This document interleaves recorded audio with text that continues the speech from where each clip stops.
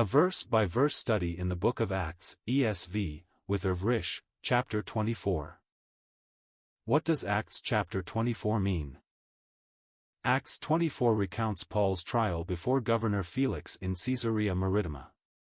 Paul returned to Jerusalem after his third missionary journey to accusations he taught Jewish Christians they did not have to circumcise their sons, Acts 21 verses 20 to 21. This is false. He only teaches this to Gentiles, as even Jewish Jesus followers do not have to follow the Mosaic law. While at the temple to perform a ceremony to prove his devotion to Judaism, Paul is again falsely accused, this time of bringing a Gentile into the temple, Acts 21 verses 27 to 29. The Roman army tribune has spent 3 days trying to determine if Paul broke a Roman law, a Jewish law, or just has a different way of expressing his religion. After getting nowhere and facing a conspiracy by the Sanhedrin to assassinate Paul, Acts 23 verses 12 to 15, the tribune has sent him to the governor. In Acts 24 verses 1 to 9, Paul's accusers arrive and present their case. The high priest Ananias and a few elders from the Sanhedrin allow the lawyer Tertullus to speak, as Roman courts have specific protocols. Tertullus gives the customary flattery, despite the fact Felix is a horrible person, and accuses Paul of being a menace, a cult leader, and an attempted desecrator of a religious structure, which under Roman law was punishable by death. The high priest and other witnesses attest to the charges. In Acts 24 verses 10 to 21, Paul makes his defense. He points out he's only been in Jerusalem for about a week, hardly enough time to organize a revolution. As he did before the Sanhedrin, Paul largely ignores the surface charges and gets to the heart of the matter. He's there because he believes in the resurrection of the dead. He then points out that the men who originally accused him of desecrating the temple aren't even present. Acts 24 verses 22 to 27 records Felix's response. He knows about Christianity and their belief in resurrection, so he's not concerned about the doctrinal spat. He tells the group he will wait for the tribune to arrive and give his testimony. Until then, Paul is held under a relatively casual form of house arrest. But the tribune never arrives. Felix would just as soon keep the peace with the Sanhedrin if Paul isn't going to be coerced into paying for his freedom. So, Felix keeps Paul in custody until he is relieved 2 years later by Porcius Festus. When Festus takes office, he is almost immediately beset by the Sanhedrin, who want Paul convicted. Festus invites them to Caesarea, where they repeat their accusations and Paul repeats his defense. This time, however, frustrated by the politics and mindful that Jesus has told him he will go to Rome, Acts 23 verse 11, Paul appeals his case to Caesar. Since Paul is a Roman citizen, Festus has no choice but to honor his request. Before he leaves, however, Paul can witness to Agrippa too, fulfilling Jesus' promise to Ananias that Paul would bear his name before kings, Acts 9 verse 15, 25, 26. Chapter context: Acts 24 is a transition period for Paul from freedom to captivity. For several years, he has traveled around Judea, Syria, modern-day Turkey, Macedonia, and Greece, spreading the good news about Jesus' offer of salvation. Through a series of misunderstandings and outright lies, he is now in custody in Caesarea Maritima. He will remain there for 2 years before demanding his case be sent to Caesar, Acts 25 verse 11. Once he arrives in Rome, he will spend another 2 years in custody, Acts 28 verse 30. Despite his confinement, his message will reach a king and the household of Nero. Verse by verse. Verse 1.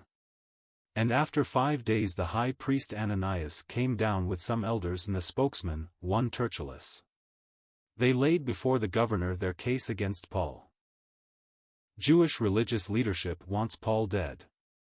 They've even joined an assassination plot against him. That scheme failed because Paul's nephew overheard it, Acts 23 verses 12 to 24. The tribune in Jerusalem can't figure out why the Sanhedrin wants Paul destroyed and can't protect Paul anymore, so he sent him and the Sanhedrin to face the governor in Caesarea Maritima, Acts 23 verses 26 to 30. Paul took only 2 days to travel the 65 miles from Jerusalem to Caesarea because the tribune sent him on horseback, Acts 23 verse 24, his accusers probably had to walk. Ananias was the high priest from AD 48 to 58, he is not the husband of Sapphira, Acts 5 verses 1 to 11, or the man in Damascus who led Paul to the Lord, Acts 9 verses 10 to 19. Elders were respected men of the city who helped resolve legal disputes. These elders are also members of the Sanhedrin. Nothing more is known about Tertullus, it is a common name, but he's no relation to the Christian theologian Tertullian who was born in 160.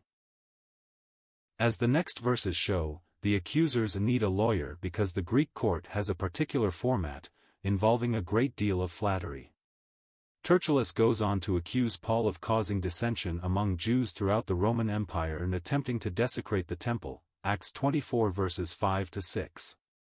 Felix sees through the accusations and knows they're baseless, but he holds Paul just to make the Jews happy, Acts 24 verse 27. Context summary: Acts 24 verses 1 to 9 describes an attempt by members of the Sanhedrin to convince Governor Felix to convict Paul of capital offenses. They accuse Paul of inciting mayhem among Jews around the empire and leading a cult. Most damning, they accuse him of desecrating a religious structure. Their words sound condemning until Paul speaks and points out the charges are unfounded and unwitnessed. The truth is these accusers are just angry he believes in the resurrection of the dead. Verse 2. And when he had been summoned, Tertullus began to accuse him, saying, Since through you we enjoy much peace, and since by your foresight, most excellent Felix, reforms are being made for this nation. Tertullus is a lawyer hired by the Sanhedrin to bring their accusations against Paul before Governor Felix. Tertullus, Acts 24 verses 2 to 8, follows the proper customs for Roman court arguments, including insincere flattery and promise of a short speech, Acts 24 verse 4. Nothing more is known about Tertullus. He is not the Christian theologian Tertullian, born a century later. The Sanhedrin needs him because they want to be sure to present their case effectively.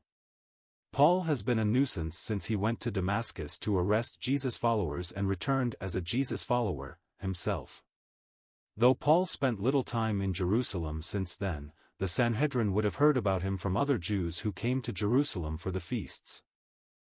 Governor Marcus Antonius Felix had once been a slave. Historians suggest this experience inspired his cruelty. Claudius Caesar made him governor from about AD 52 to 58. In 2 years, after continual complaints to Caesar from the people of Caesarea, Nero will replace Felix with Porcius Festus, Acts 24 verse 27. The peace Felix kept due to his foresight was earned by viciously stamping down insurrections. Even the priesthood lived in turmoil as the seniors harassed the juniors. Since Paul stirs up riots throughout the world, Acts 24 verse 5, Tertullus subtly argues he should stamp out Paul, as well. Paul counters that he'd only been in Jerusalem for around 1 week, not nearly long enough to start a riot. He counters that the charges are unfounded, it's all a misunderstanding about his belief in the resurrection of the dead, Acts 24 verses 11 to 21.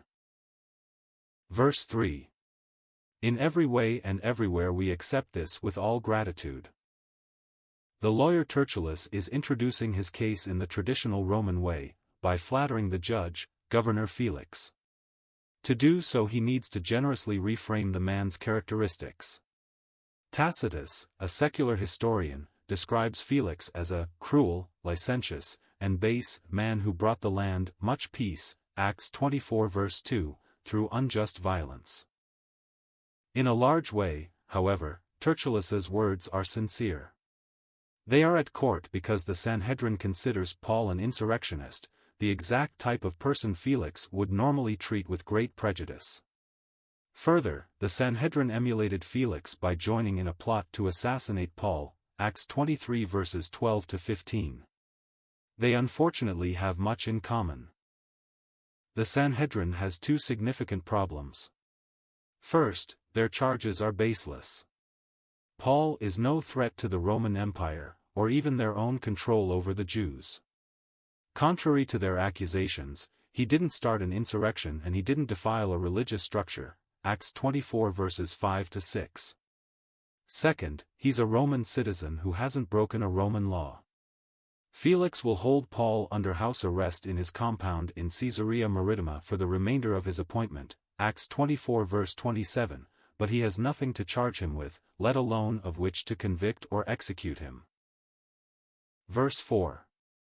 But, to detain you no further, I beg you in your kindness to hear us briefly.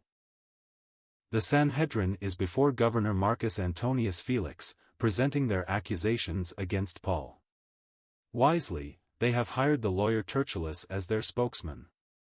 Tertullus knows the customary method of presenting evidence in a Roman court: first, flatter the judge. Next, promise the testimony will be short, whether it actually is or not. Tertullus's flattery of Felix is an odd mixture of contextualization and sincerity. Felix did attain much peace, Acts 24 verse 2, during his term, but by violence and brutality. Ironically, the Sanhedrin followed his example by attempting to assassinate Paul, Acts 23 verses 12 to 15. If Acts 24 verses 5 to 8 is the entirety of Tertullus's speech, it is, indeed, brief. He claims Paul is a public menace and a cult leader who tried to commit a capital offense against Roman law by defiling a religious structure. Tertullus should have been more thorough, however. Despite the affirmations of the high priest and some of the elders that these charges are true, Acts 24 verse 9, he provides no evidence. No one there witnessed Paul's supposed menace and he didn't try to defile the temple.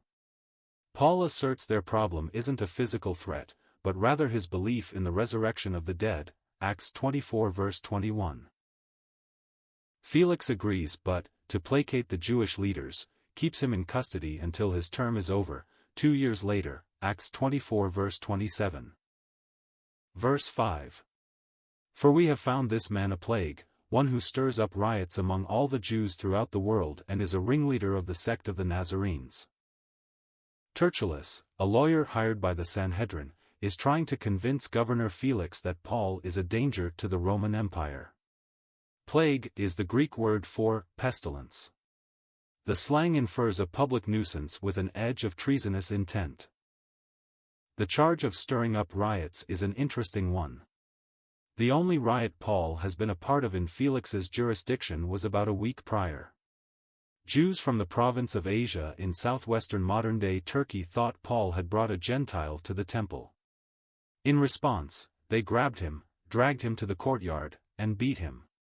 Many other Jews joined in, although they didn't know who Paul was or what he had supposedly done, Acts 21 verses 27 to 34. So, Paul stirred up a riot by peacefully going to the temple and letting himself be attacked by a mob. Tertullus, however, claims that Paul stirs up riots throughout the world, meaning, throughout the Roman Empire. Those same Asian Jews probably knew of an event that occurred in Ephesus a few months before. Paul's message of forgiveness and healing was so popular in Ephesus that a great number of magicians burned their books. So many Artemis worshippers turned to Jesus that the idolmakers started a protest that nearly turned into a riot, Acts 19 verses 11 to 41. In other cases, however, Paul's ministry did result in disturbances among the Jewish population, Acts 13 verses 44 to 52, 14:1-2, 19 to 20, 17:1-9, 13 to 14, 18:12, 17. This was due to his attempts to get the Jews to see Jesus was the fulfillment of Judaism, not any treason against the emperor. None of these events occurred in Felix's jurisdiction, and the Asian Jews aren't at the trial to give their testimony, Acts 24 verses 18 to 19. Further, Felix, who has a rather accurate knowledge of the way, Acts 24 verse 22, knows the Nazarenes are a sect of Judaism that follows Jesus of Nazareth and isn't a great threat to him or the Roman Empire. Verse 6. He even tried to profane the temple, but we seized him. Tertullus is presenting the Sanhedrin's case against Paul before Governor Felix. He has already accused Paul of inciting riots around the Roman Empire, Acts 24 verse 5, and now claims that only the quick thinking of his noble clients saved the temple from Paul's desecration. This is a serious charge. It was a capital offense according to Roman law to defile a religious structure. Despite the belief of the Romans that Jews were atheists because they had no images of their God, Judaism was a protected religion, and the temple was a sacred monument. The truth of the matter is that Jews from the province of Asia in southeast modern-day Turkey saw Paul in Jerusalem with an Asian Gentile named Trophimus.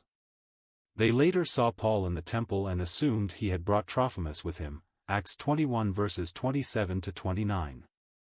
Gentiles were more than welcome in the courtyard around the temple. It was called the courtyard of the Gentiles, but they couldn't go inside unless they had fully converted to Judaism, up to and including being circumcised. So, if Paul had brought Trophimus into the temple, the Sanhedrin would have a case. But he didn't, so they don't. Tertullus also plays with the truth when he says the Sanhedrin seized Paul. Those Jews from Asia grabbed Paul, dragged him out of the temple, and incited a mob to beat him so badly the Roman army tribune had to send soldiers to rescue him, Acts 21 verses 30 to 36.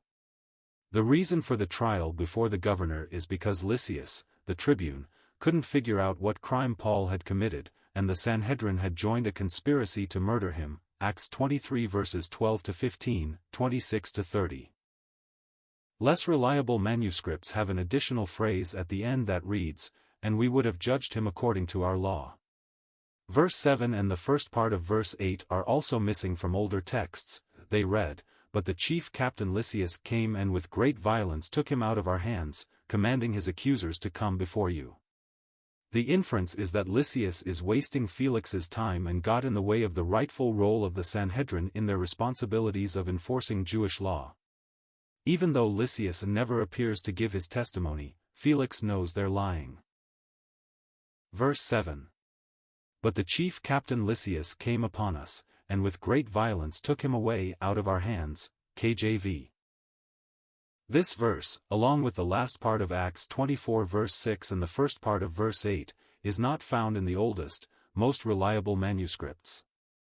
Acts 24 verse 7 reads, "But Lysias the commander came along and took him out of our hands with much violence." NASB.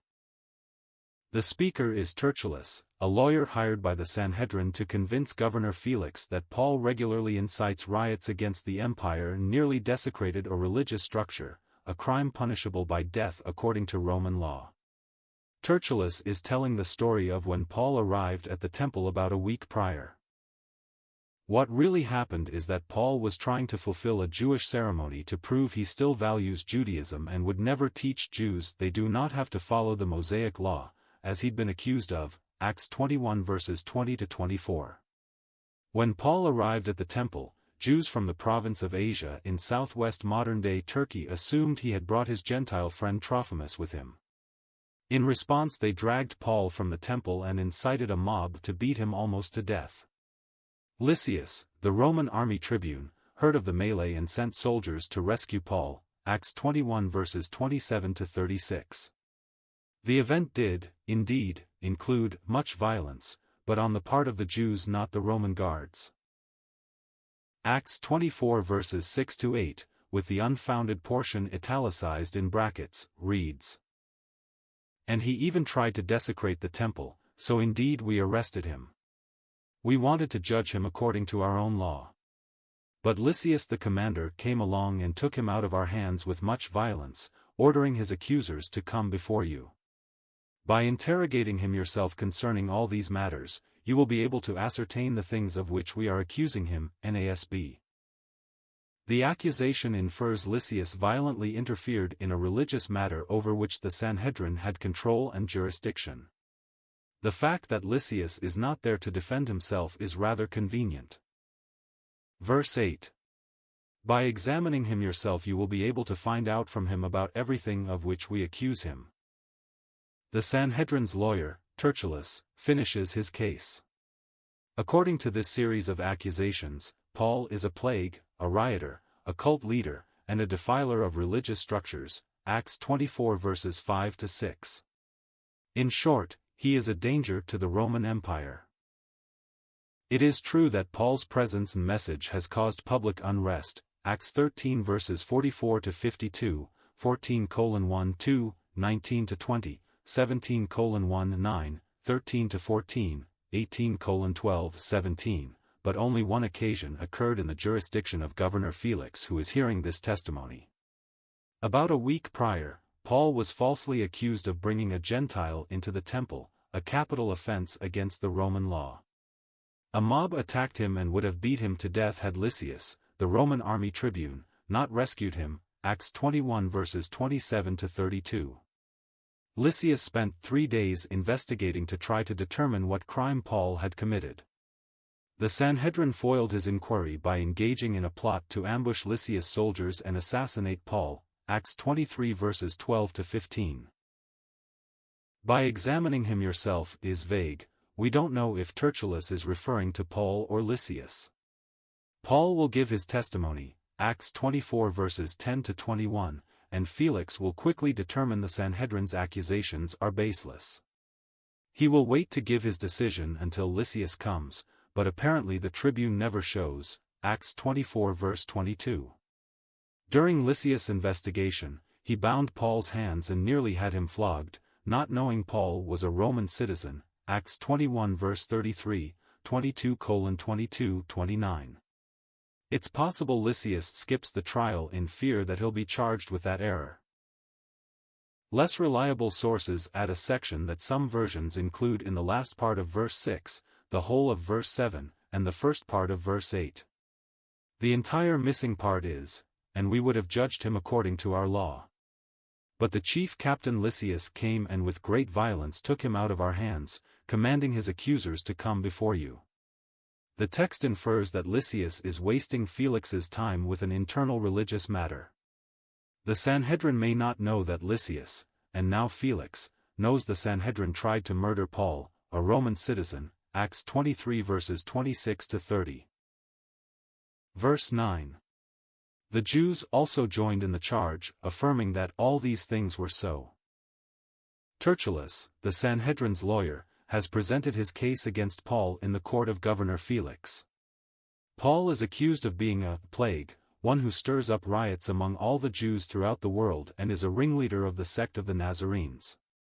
He even tried to profane the temple, Acts 24 verses 5 to 6. Now, the Jews affirm Tertullus's claims.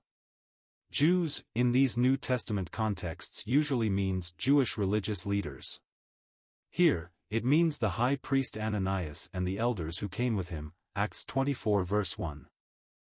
It is true that Paul was involved in a melee in Jerusalem, but not because he initiated it. He was attacked by a mob when falsely accused of bringing a Gentile into the temple. Paul's words in Acts 24 verses 18 to 21 seem to suggest that none of these Jews were at the temple when the riot occurred, Acts 21 verses 27 to 36. They only know what happened the next morning when Lysias brought Paul to the Sanhedrin, Acts 22:30 to 23:11. That means that the chief priest and the elders of the Sanhedrin are literally breaking the 9th commandment, you shall not bear false witness against your neighbor, Exodus 20 verse 16.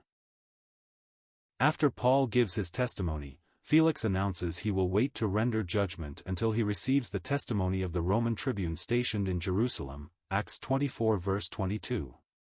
The tribune never appears, however. To placate the Jewish leaders and attempt to elicit a bribe from Paul, Felix keeps Paul under house arrest until Felix is replaced by Porcius Festus 2 years later, Acts 24 verse 27. Verse 10. And when the governor had nodded to him to speak, Paul replied, knowing that for many years you have been a judge over this nation, I cheerfully make my defense. Paul is on trial before Governor Felix.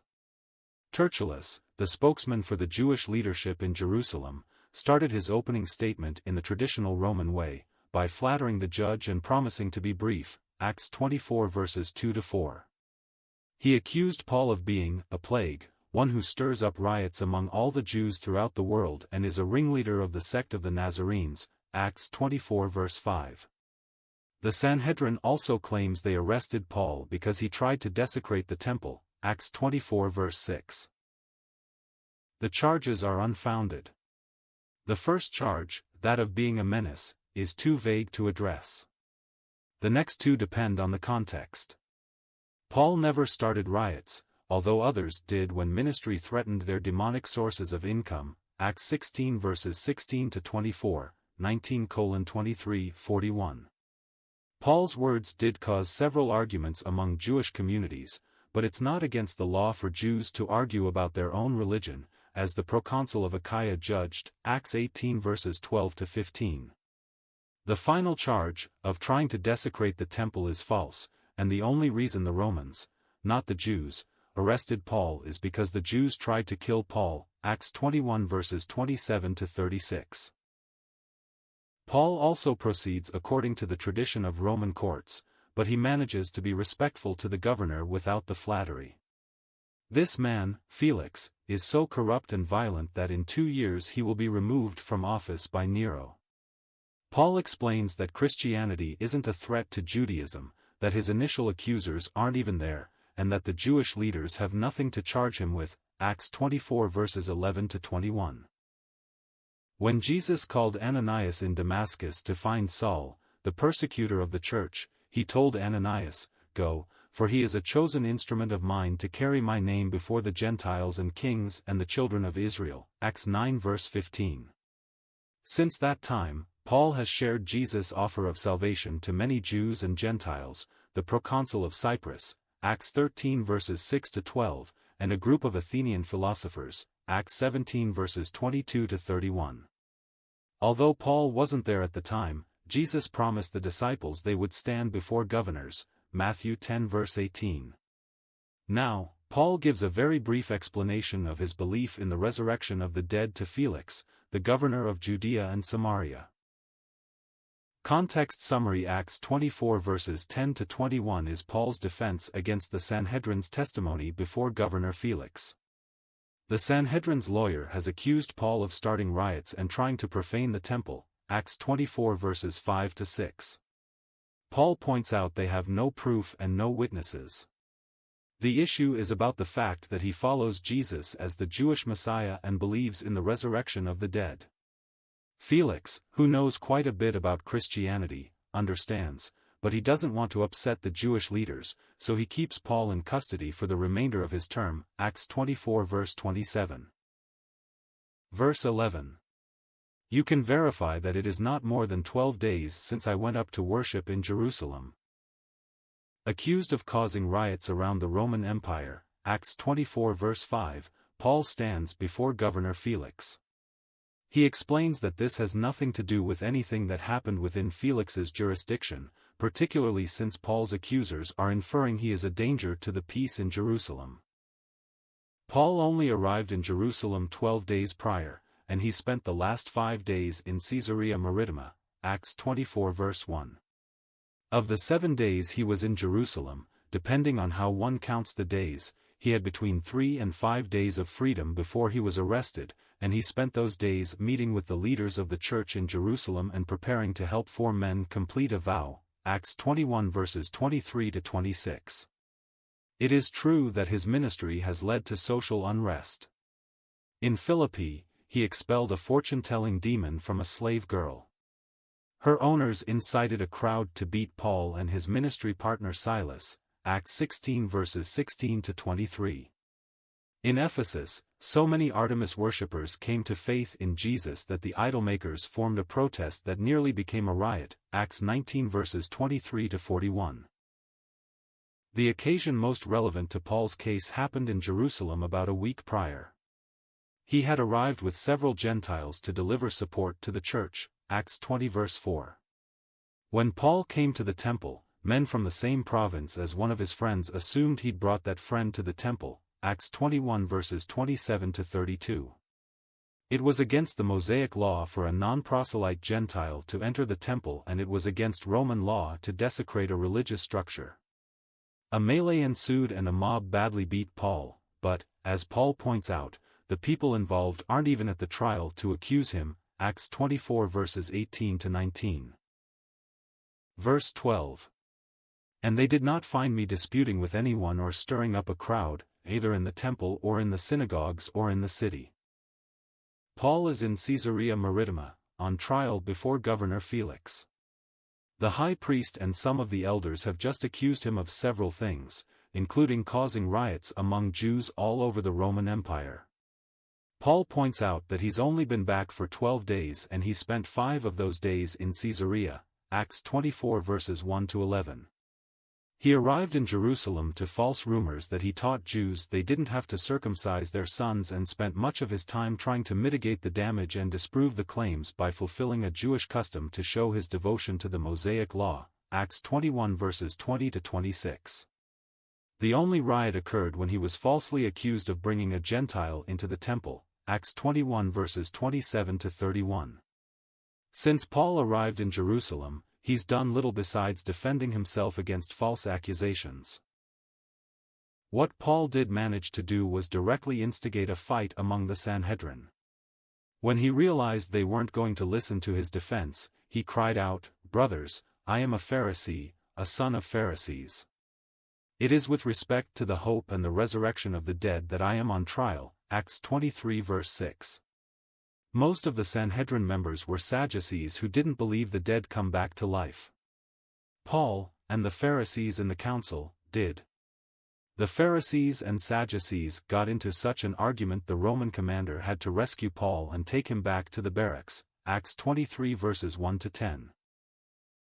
So, the only riot Paul's accusers can accurately identify with Paul is the one that began because they, themselves, foolishly reacted to his words.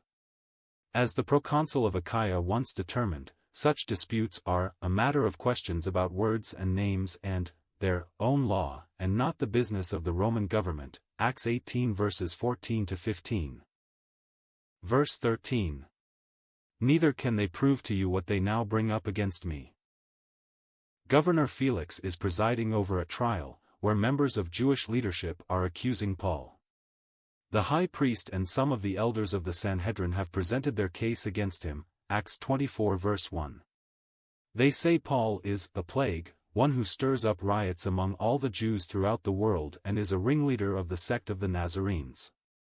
He even tried to profane the temple, but we seized him, Acts 24 verses 5 to 6. They then, quite boldly, told Felix that he would see the truth if he questioned Paul, Acts 24 verse 8. Paul is more than happy to give his side of the story.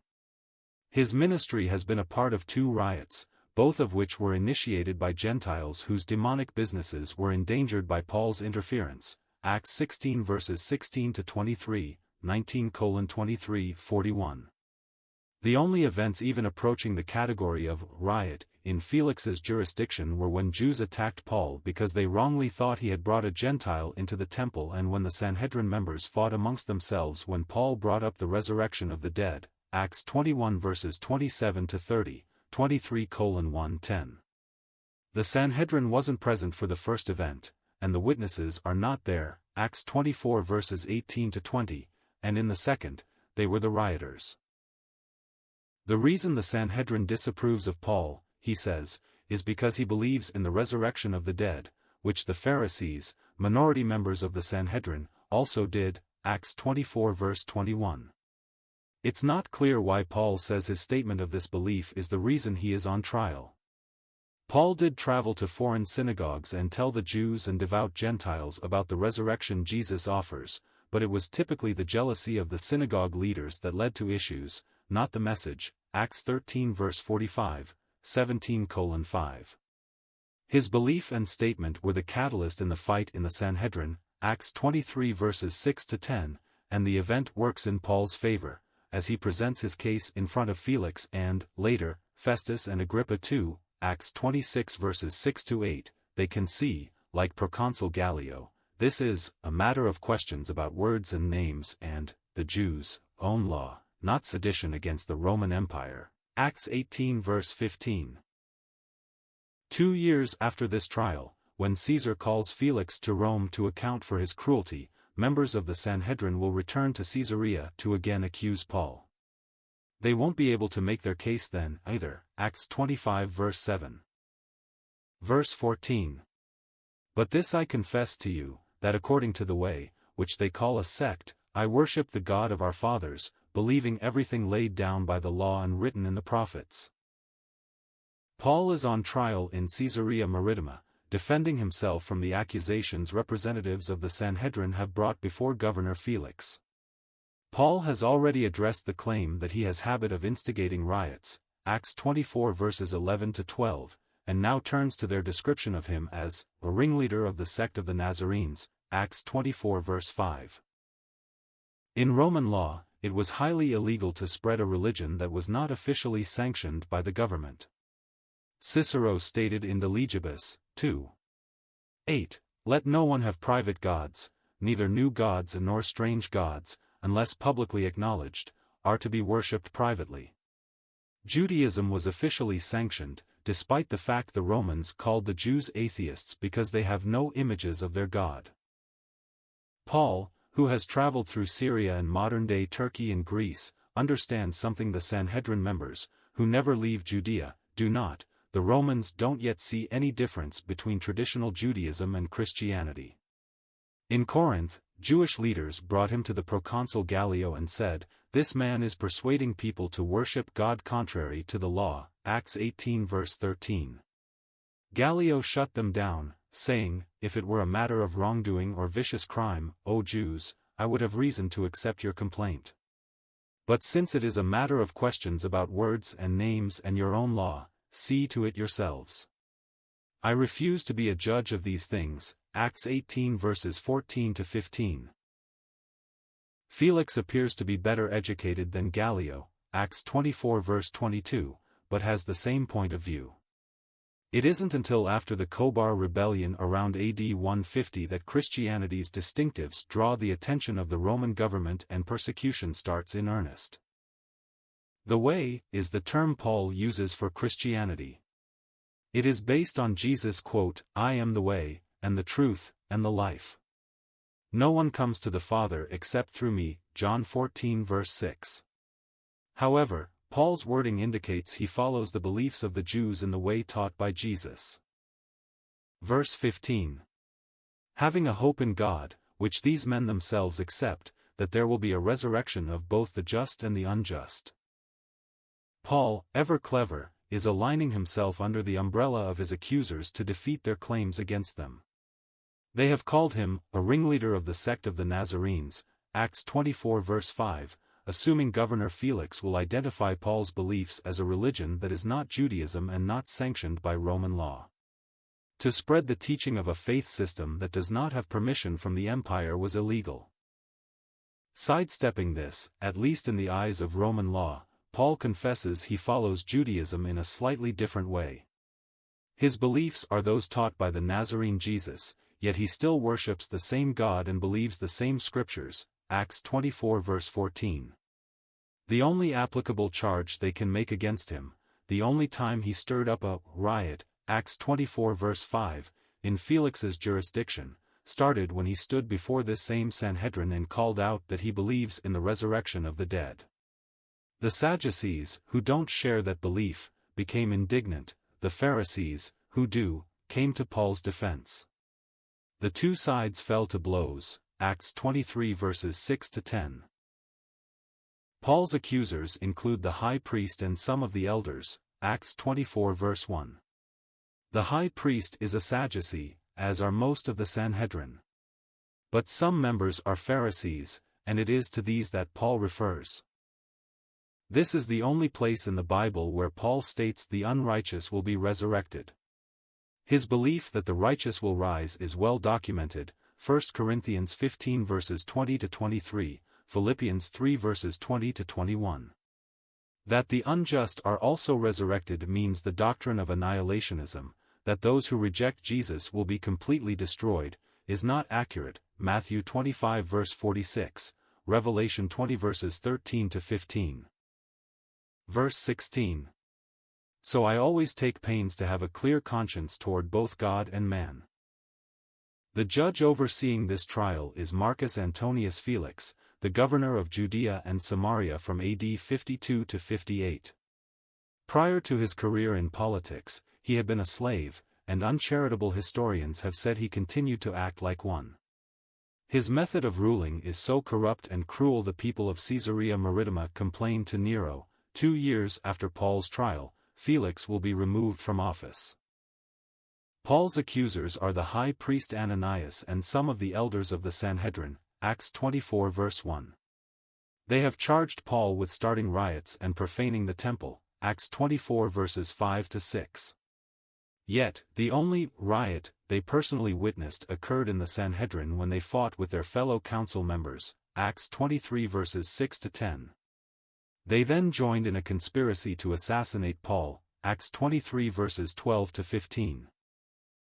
Before the Sanhedrin members turned against each other, Paul had told them, "Brothers, I have lived my life before God in all good conscience up to this day," Acts 23 verse 1.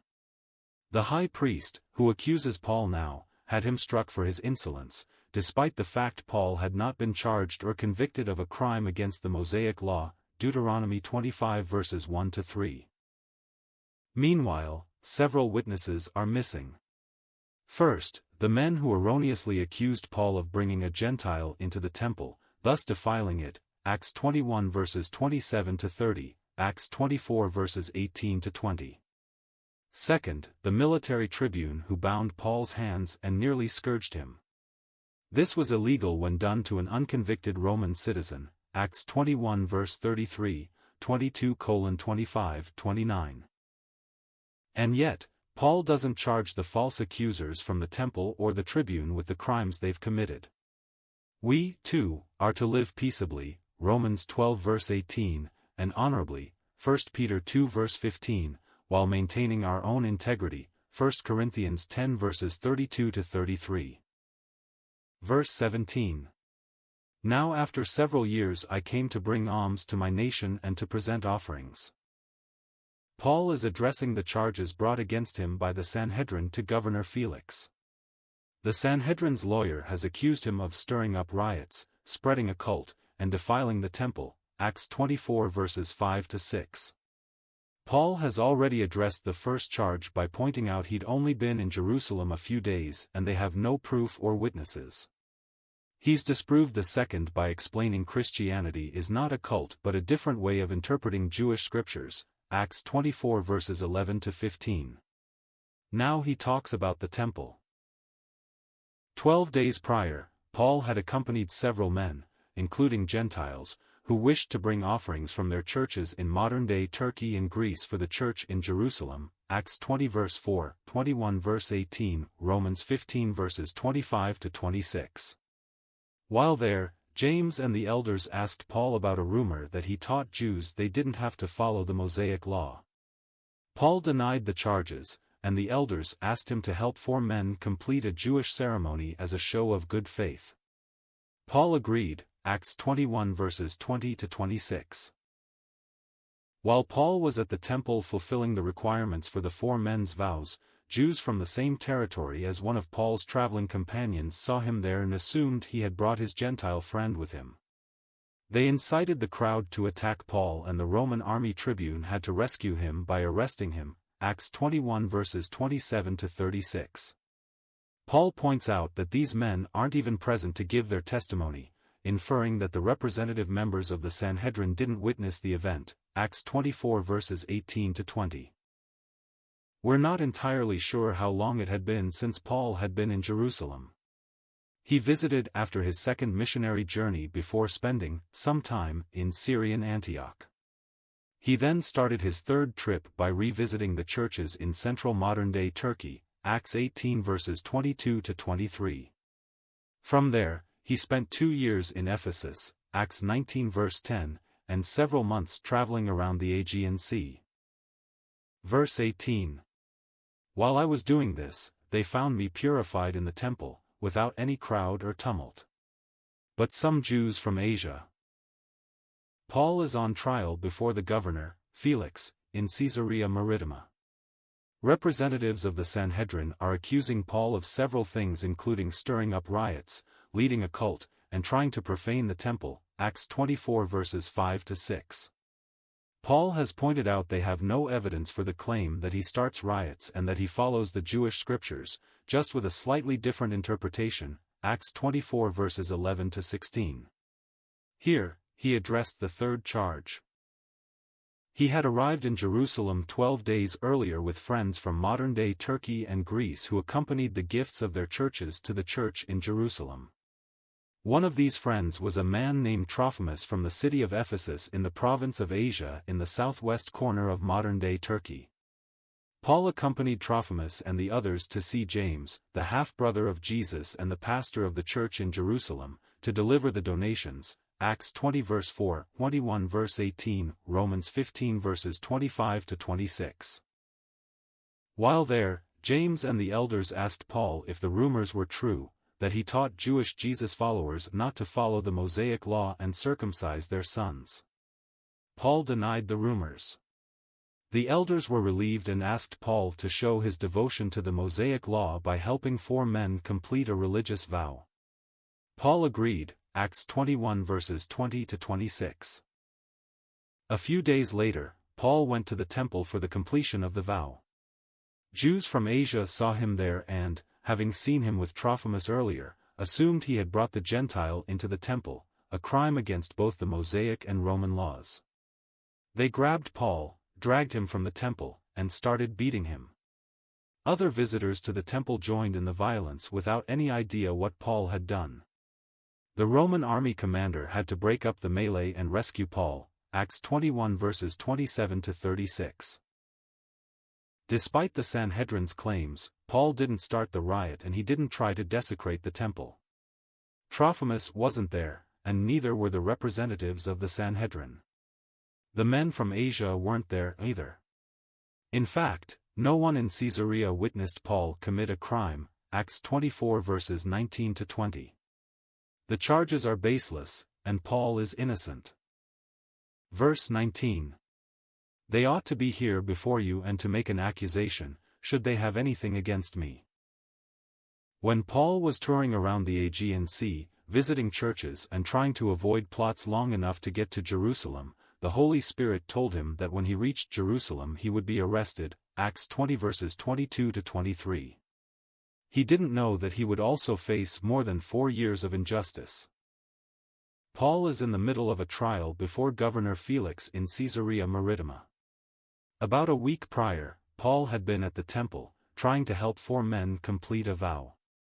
Jews from Asia, the province in southwest modern-day Turkey, wrongly accused him of bringing a Gentile into the temple.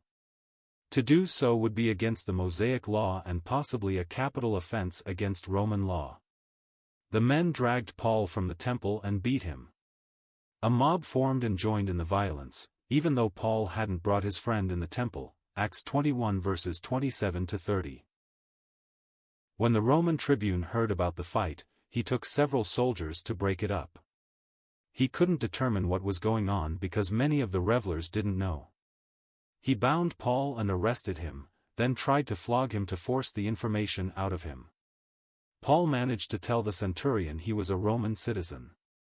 The tribune was horrified. Not only was it illegal to torture a Roman citizen who hadn't been convicted of a crime, it was illegal to bind him, Acts 21 verses 31 to 36, 22:24, 29. This provides a likely explanation for why the tribune, himself, didn't show up for this trial.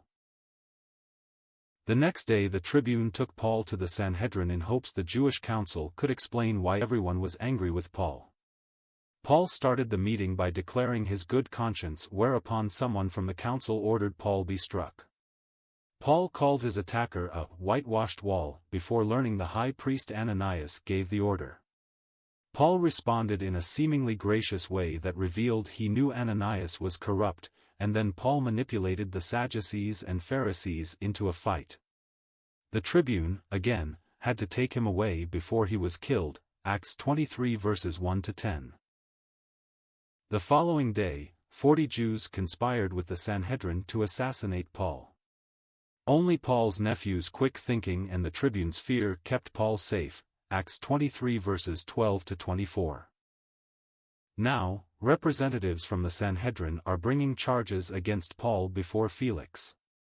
They claim, among other things, that he starts riots and tried to profane the temple, Acts 24 verses 1 to 6. Paul points out that no one there saw the riot or his supposed temple desecration.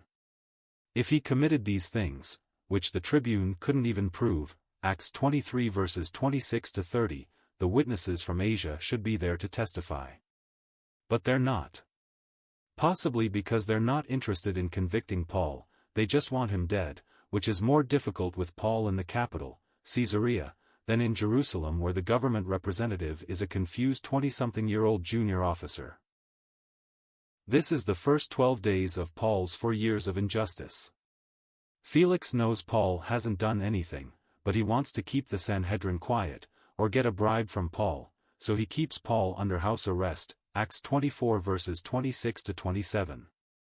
2 years later, Festus will replace Felix and Paul will appeal to Caesar, Acts 25 verses 11 to 12. He will survive one more death threat, Acts 27 verses 42 to 43, before finally arriving at Rome, where he will spend another 2 years under house arrest before being freed, Acts 28 verses 30 to 31. Verse 20. Or else let these men themselves say what wrongdoing they found when I stood before the council.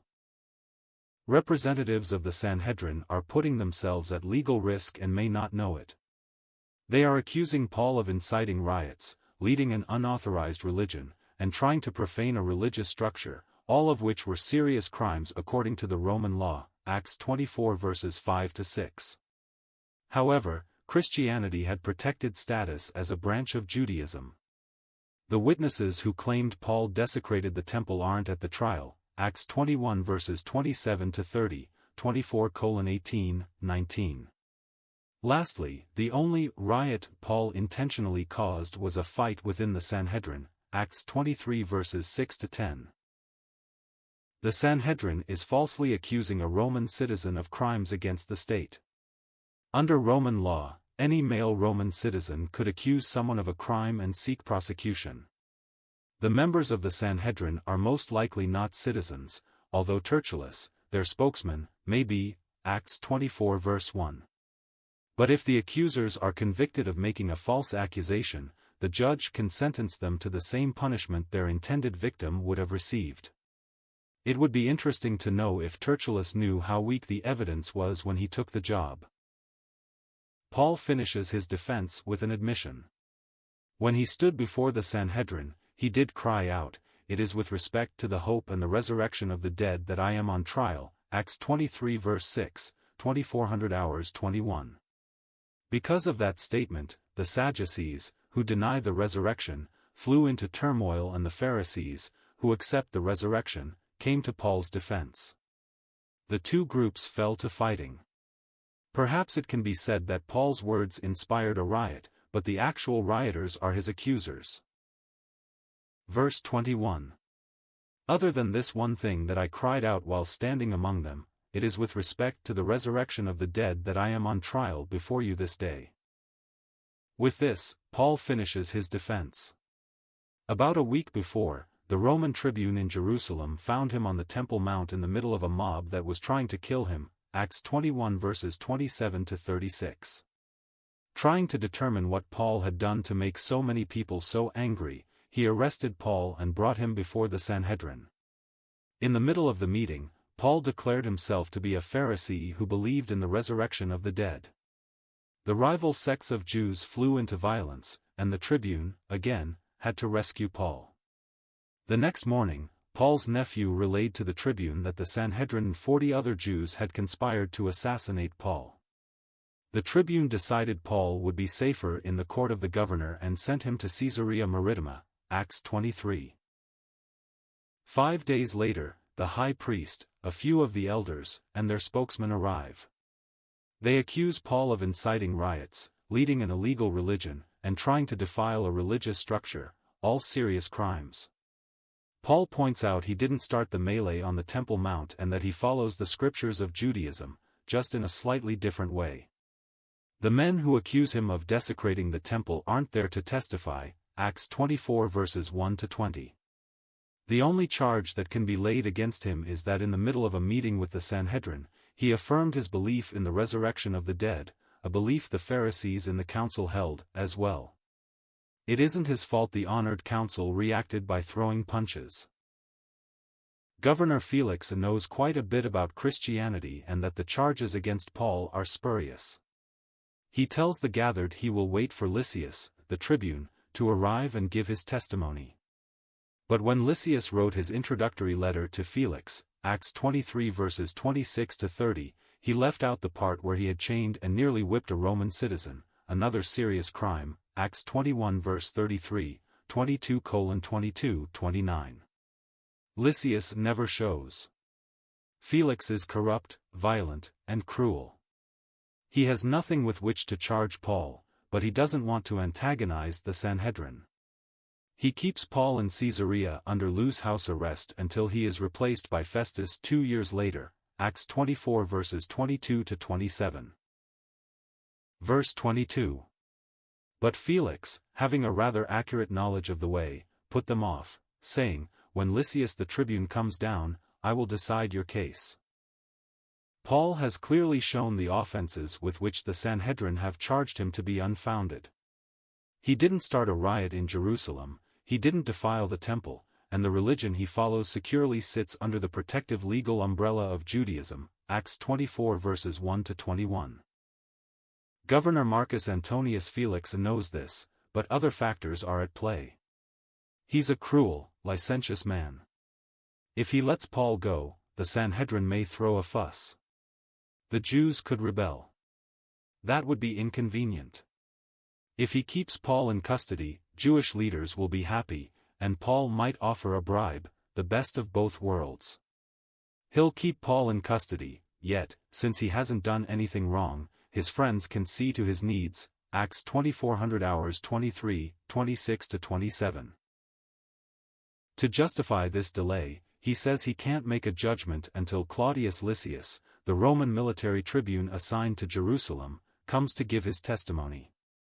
It was Lysias who saved Paul from a violent mob, a fight in the Sanhedrin, and an assassination plot, Acts 21 verses 27-36, 23:10, 16-22.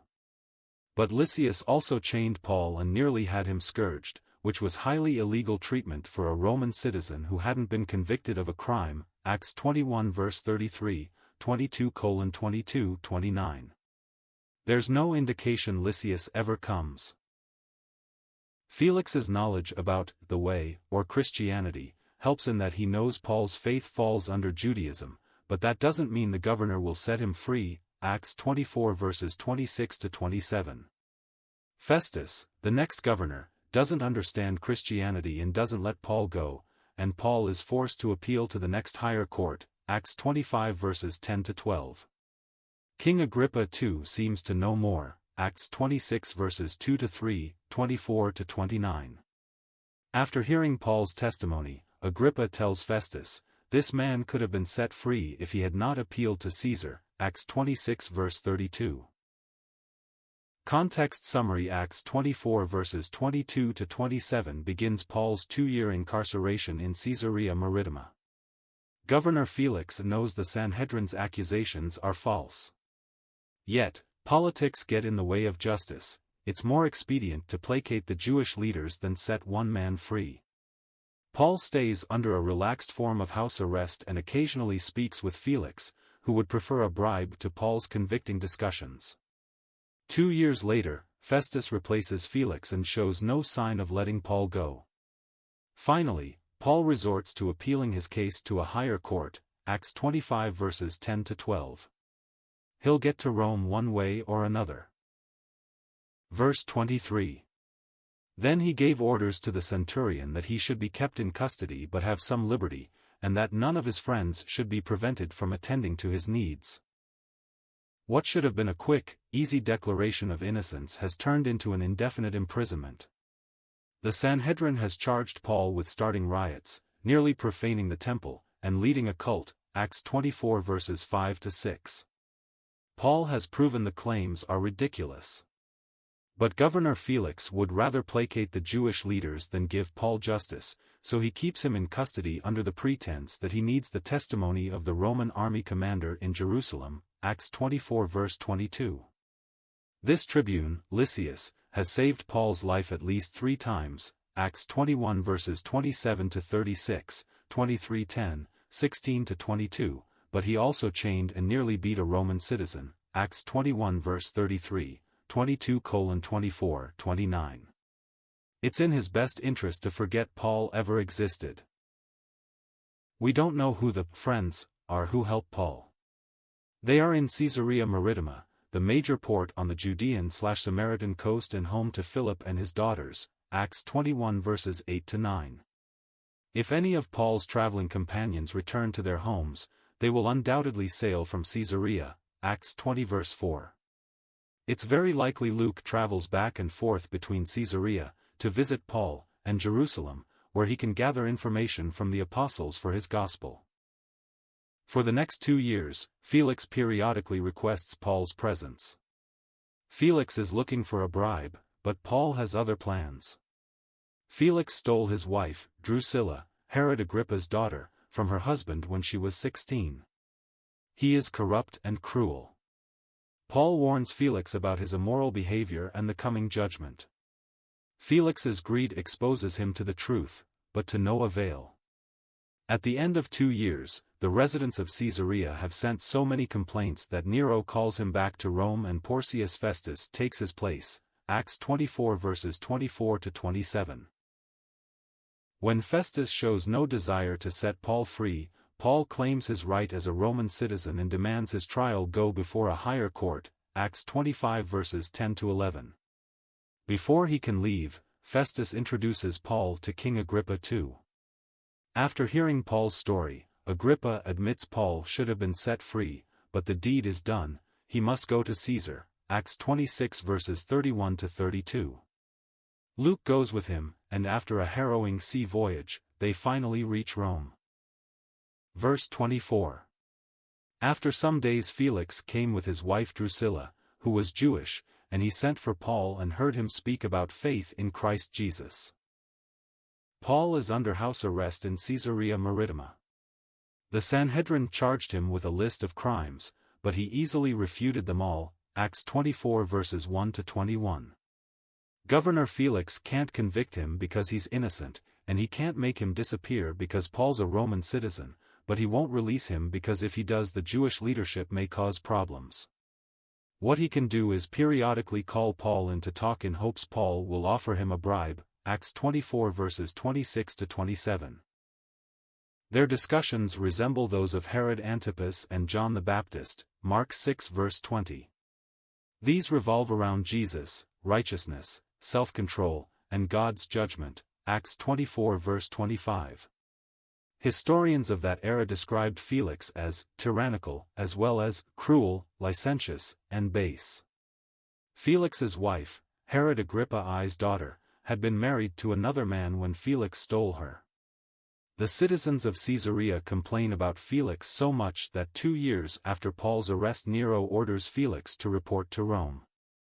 Only the intervention of Felix's brother, Pallas, protects him from conviction. Felix's desire for a bribe keeps him talking with Paul. Paul's convicting words keep the conversations short. Felix doesn't change his ways, but he and Drusilla can't be the only ones listening. Although Paul can't travel and there's no indication that he writes to any of the churches from Caesarea, he has a captive audience and friends who can visit him regularly. Philip's family and church are in Caesarea, Acts 21 verse 8. Paul's well-being is in the charge of a centurion, Acts 24 verse 23. Undoubtedly, his extended stay results in many people from Felix's court becoming Jesus followers. Verse 25. And as he reasoned about righteousness and self-control and the coming judgment, Felix was alarmed and said, "Go away for the present.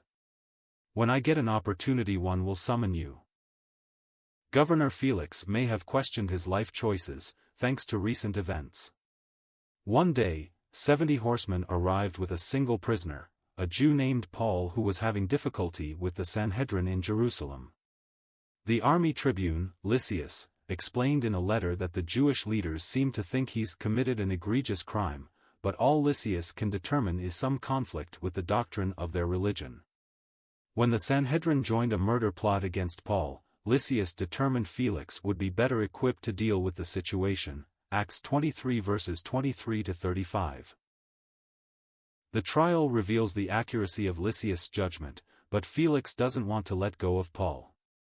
He doesn't want to irritate the Sanhedrin and risk a riot or, worse, a rebellion. But he also thinks Paul might eventually tire of his house arrest and offer him a bribe. Acts 24 verses 26 to 27. Unfortunately for Felix, he has underestimated Paul's willingness to suffer any inconvenience for the opportunity to talk about Jesus. Colossians 1 verse 24. For the next 2 years, Felix calls Paul in, hoping for money, and instead gets an earful about morality. Felix had stolen his wife Drusilla, Herod Agrippa I's daughter, from another when she was 16. And he is so tyrannical that the infamously brutal Emperor Nero calls him back to Rome to give an account of his cruelty. Like Herod Antipas with John the Baptist, Felix is intrigued by Paul's words, but, like Herod Antipas, he is not tempted to do anything about them. Mark 6 verses 17 to 20. After 2 years, Felix returns to Rome and Festus takes his place. Festus meets with the Sanhedrin before he even hears of Paul and is equally disinclined to release him, forcing Paul to appeal his case to Caesar. Acts 25 verses 1 to 12. Even so, Festus doesn't act until King Agrippa II tells him he must. Acts 26 verses 31 to 32. Verse 26. At the same time he hoped that money would be given him by Paul. So he sent for him often and conversed with him. God is using Felix's greed to expose him to Jesus' offer of forgiveness and salvation. Felix is holding Paul under house arrest with no legal reason. The charges the Sanhedrin accused him of are baseless, and Felix knows it. But the Sanhedrin is powerful, and Felix, who is otherwise known to use any violence necessary to squash a riot, would rather hold Paul than risk a rebellion. Acts 24 verses 5 to 21, 27.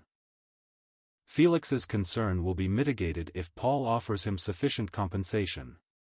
So Felix regularly calls Paul to talk. Strangely enough, Paul takes the opportunity to talk about Jesus, sin, righteousness, and the judgment Felix will face if he doesn't repent. Acts 24 verses 24 to 25. Felix, who stole his wife from another and is known for being licentious and cruel, listens long enough to become convicted and then sends Paul away. This goes on for 2 years. Paul is trying to get to Rome. Romans 15 verses 24 to 26. Jesus has told him he will go to Rome. Acts 23 verse 11. Eventually, Paul will claim the right to appeal his case to Caesar. Acts 25 verses 10 to 12, and he will go to Rome. For now, however, Paul is content to wait on God's timing. Unlike Rebekah and Jacob, Genesis 27, he is faithful with the ministry he is given in the moment. Felix may not come to Christ, but the soldiers, administrators, and servants are also listening. Paul's friends can visit him, Acts 24 verse 23, so he is able to encourage Philip and the church in Caesarea, Acts 21 verse 8. Luke is most likely taking the opportunity to interview the apostles for work on his gospel. The time is not wasted. Many cultures, even in the modern world, normalize bribes. This is when an official or officer accepts money or a service in exchange for a favor. God told the Israelites, "And you shall take no bribe, for a bribe blinds the clear-sighted and subverts the cause of those who are in the right." Exodus 23 verse 8, and, "You shall not pervert justice. You shall not show partiality, and you shall not accept a bribe, for a bribe blinds the eyes of the wise and subverts the cause of the righteous." Deuteronomy 16 verse 19. Bribes paid by the guilty to buy an innocent verdict are sinful. Bribes demanded by authorities at airports and road checkpoints show their corruption, not the victims. It's unclear which category Felix thinks Paul falls under. And yet, Paul has already told Felix, I always take pains to have a clear conscience toward both God and man, Acts 24 verse 16. Living 2 years under house arrest isn't enough to tempt him to cheapen himself before Felix's eyes. Verse 27. When 2 years had elapsed, Felix was succeeded by Porcius Festus. And desiring to do the Jews a favor, Felix left Paul in prison. Paul is under house arrest in Caesarea Maritima. 2 years prior, the Sanhedrin accused him of several crimes, all of which he successfully refuted. But Governor Felix knows the Jewish rulers could cause him more headache than one itinerant man, so he keeps Paul in custody. He regularly calls Paul to talk, but instead of offering the bribe Felix expects, Paul talks about how God is going to judge him for his lascivious lifestyle, Acts 24 verses 1 to 26. Felix is remembered by history as a horrible person and a violent leader. He is leaving because the people of Caesarea have written about his cruelties and Nero, of all people, has called him to account for his actions. Festus replaces him around AD 58. The new government is fair and reasonable and manages to destroy the Sicarii assassins that Felix reportedly used. After only 3 days in Caesarea, Festus travels to Jerusalem where he meets with the Sanhedrin. He hears their argument against Paul and, wishing to make a good impression, first invites them to Caesarea to present their charges and then suggests to Paul they move his trial to Jerusalem. Paul, frustrated that he has spent 2 years in Caesarea instead of Rome, refuses. He also remembers the last time the Sanhedrin asked a Roman official to bring him out into the open, when the Sanhedrin conspired to kill him, Acts 23 verses 12 to 15. He declines Festus' offer and demands his case be taken to the next higher court, Acts 25 verses 1 to 12. Festus agrees but waits until King Agrippa too can hear Paul's story. Agrippa tells him Paul is innocent and should have been set free if he hadn't demanded to go to Caesar, Acts 26 verses 31 to 32. After 2 years, Paul is finally on his way to Rome. End of chapter 24. Please note: the material use in this video is from BibleRef.com, which is from Got Questions Ministries and is posted here to be read by immersive reader in the Edge browser. If you copy this material, please follow these rules.